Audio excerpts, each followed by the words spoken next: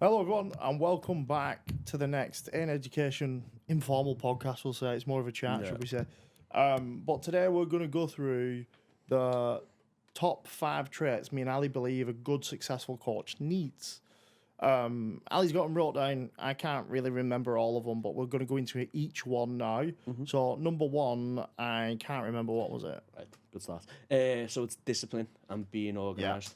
This is something we've touched on quite a few podcasts now in regards to the ability to actually be disciplined is something that seems to be like a trait that's gone missing over the last 3 or 4 years. But this is what's going to help you excel as a coach, especially when your business starts to grow. But also being disciplined with your own approach and your own nutrition, your own education. Like discipline is going to be something that's going to help you level up because you don't leave any time then to procrastinate. And then you've got specific parts within the day where you know you need to do specific things. And being organised, as Nathan brought up before, in another podcast, this is something I think when a lot of coaches transition from the gym floor to being online, they feel like they've got a lot more free time. So instead of now meal prepping, they now cook their meals fresh. But that's then taking potentially 50 minutes out the day. So when coaches are saying they're busy, it's like, is there any time that you can actually crawl back by being a little bit more disciplined and organised? Yeah, I mean, like, I always think that whenever you coach a client, right, you think, what do you coach them to be at first? Organized, don't you? Because you're telling a client that potentially if they're very busy, they need meal prep. Yeah, they need to create specific times of the week where they train. They need to kind of plug in when they actually, well, they'll know when they work if they work a 9 to 5, but what do they do around that 9 to 5? Yeah, when do they get steps in? You're helping organize a client's life, aren't you? So they can succeed. So why don't you do it for yourself? Is what I would say. And a lot of coaches fall into the trap, and I've done this before. Ali's definitely done this. We're not saying that we're perfect. We're definitely not, and we've slipped from time to time. Like, for example, recently, 2024, I was traveling quite a lot.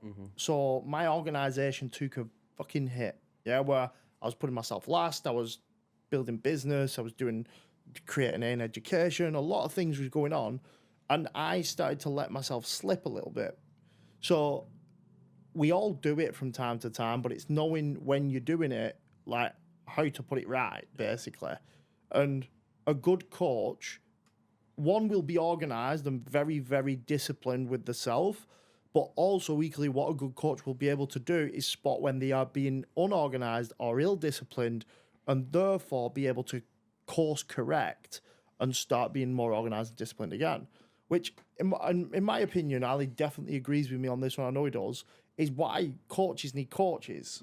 100%. Like, Ali has a coach, which is me, funnily enough, and I have a coach as well, who I hold myself accountable to because one, I still want to progress, and two, I want to practice what I preach, and Ali's the same.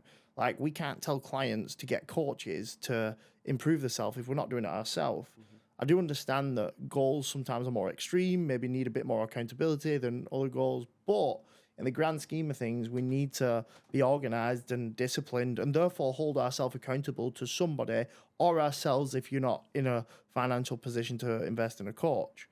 I Yeah. think something to add on to that as well. Most people are most disciplined when they're doing extreme diet, and that's when they thrive in other aspects of their life as well. So because and when people aren't dieting, they maybe are in a surplus, they let things slip, and that's when other aspects of their life start to slip. So they may go to bed a little bit later, they may get up a little bit later, then they may start work a little bit later, or they're not as organised for work, so they haven't prepped food, and then they have to go to Tesco. But when people are dieting and they have to be quote unquote locked in, I hate that phrase, but let's just use it for the basis conversation.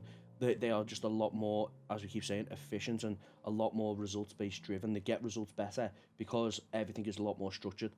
So if everybody treated their life as if they were dieting, I think everyone would just succeed a little bit more. But there's no difference from eating more food and less food. It's how people justify it themselves. Yeah, so number one is definitely for us is being organized and disciplined as a coach with your business, with yourself, with your life in general. I think the one there is like just with yourself, because when you're disciplined with yourself, everything else just falls into Yeah, place within agreed. that. And then the next one's being open-minded. Like especially with me and you've been in the industry for over 10 years now, we've definitely contradicted ourselves over them 10 years. Because at the end of the day, when you learn off other people who are smarter than you, they always challenge your beliefs. And I think when people are really, really fixated onto one path and this is the only path, that's when you can come a little bit more narrow-minded, funny enough. And then you're just not really exposing yourself to other people's belief systems. So you're a very, very one-trick pony coach, which will work with for some people, but you're leaving loads of results out on the table. Yeah, I mean, like, I always like being open-minded for me is being a bit like glass half full Yeah. mindset, where you're kind of open to being wrong, and you're open to looking at everything in a positive light.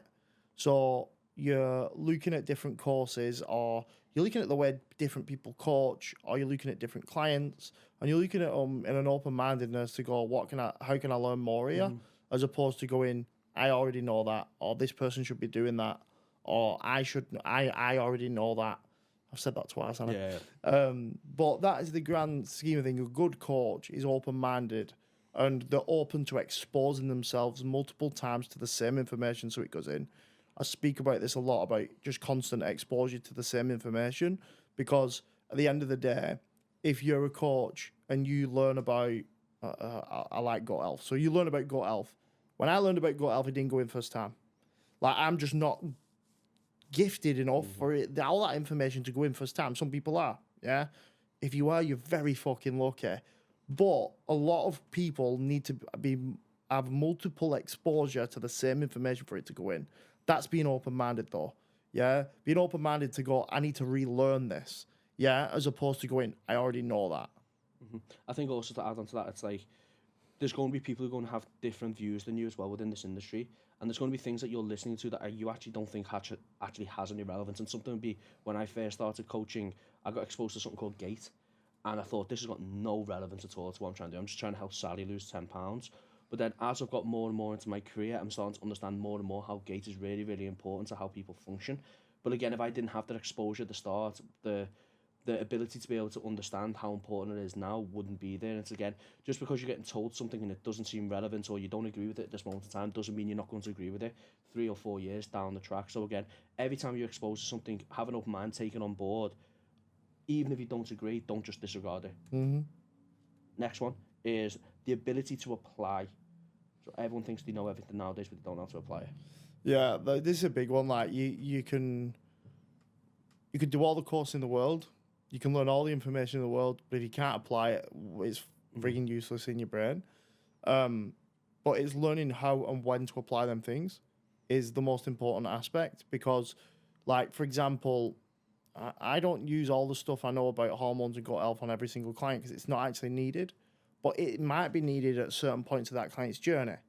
Normally, 9 times out of 10, that type of stuff is needed at the very beginning. It sorts itself out with everything that we do for clients, so then it's never needed again, or hopefully it isn't. Yeah, but you might need to put that hat on, or use that string from your bow at certain points of your career.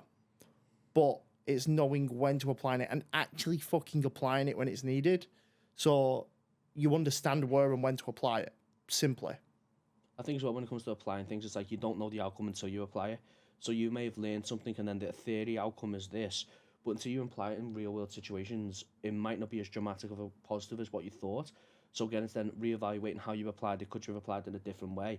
And then you're just getting exposed, as Nathan said before, to more and more outcomes of the same situation, which then means that you've got more and more results, or more information. So when another client crops up, because when you've worked with so many people over time, you do find similarities with certain people. And then when you've applied all that you know, you can then start to streamline your efficiency with picking what to do with that client. But again, you've got to apply these things onto different people to see the results, to then understand which works and what doesn't work. And that creates experience. Yeah. 100%. That's what essentially, like, a lot of people are paying us for in the mentorship as well. It's not just necessarily the knowledge that we have, it's the fact that we've been in this for 12 years, we've been exposed to so many different people. So when the people on the mentorships are bringing the case studies, it's a very good chance that we've been exposed to every single one of these situations, and then we can fast track the client's results because we've been through it, we've done the groundwork, and then we can say what could happen, what will happen if they apply X, Y, and Z. And then another one is the ability to be authoritative and expectation management. Yeah, I think this is a big one these days, because a lot of coaches are not authoritative enough because they're actually not experienced enough to be authoritative.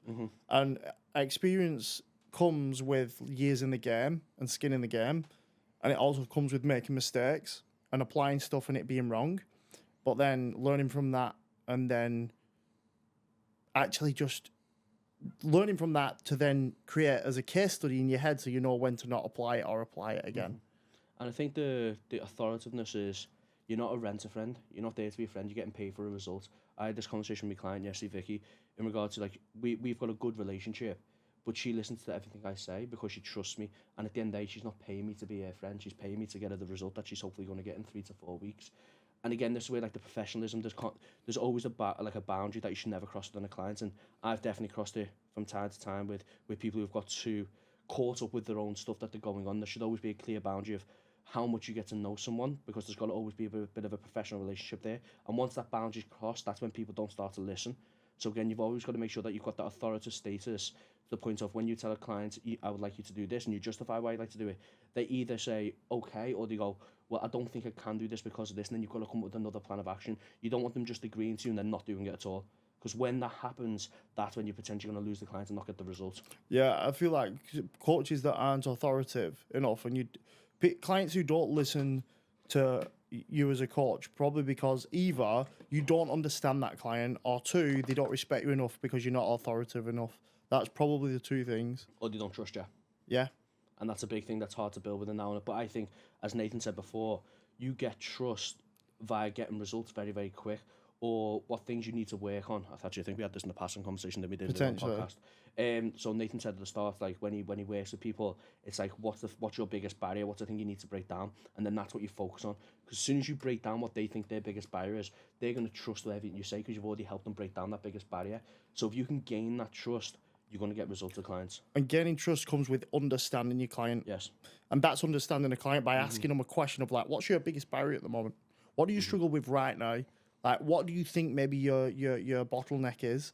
Because you help fix the bottleneck. And that's you being understanding and wanting to understand your client more, as opposed to you just going, this works, follow this. And just to add on to that as well, that gives you then the bespoke packages that you're giving your clients. Your client then understands that it's not just a PDF document that you just copy and paste and send to them. They actually know it's about them. And when people know things are about them, they're going to be a lot more bought into the process, yeah. And then the last one is empathy.